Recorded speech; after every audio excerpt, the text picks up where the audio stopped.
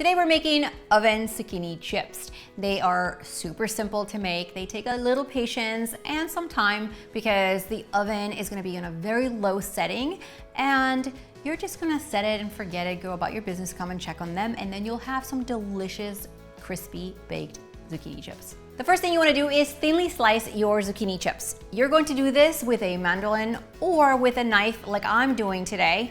And when you're using a knife, the zucchini slices they're not all gonna look the same, or so you just wanna try your best to make them even as possible so that they cook at the same rate. Once your zucchini is sliced into rounds, we're gonna place them on top of a paper towel. Now you can also use a kitchen towel for this. Both ways work. The reason you place them on top of a paper towel for about 10 minutes and sprinkle them with some salt is so the paper towel can draw out the moisture from the zucchini, because as you can see, zucchini is a vegetable that has a lot of water content. So one tip to help your zucchini be crispier and help the oven and cook them evenly is to make sure that your zucchini is as dry as possible. With my hands, I'm gonna pat down my paper towels to make sure that they absorb that moisture.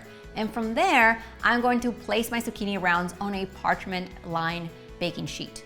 Lining your baking sheet with parchment paper is crucial to preventing your zucchini chips from sticking to the baking sheet. From there, I'm simply going to spray my zucchini rounds with olive oil spray. You can also brush them with olive oil and then sprinkle in a little seasoning. You can use salt, your favorite all-purpose seasoning. Heck, you could make these spicy. You could add some Parmesan cheese, anything you want to place on top of your zucchini.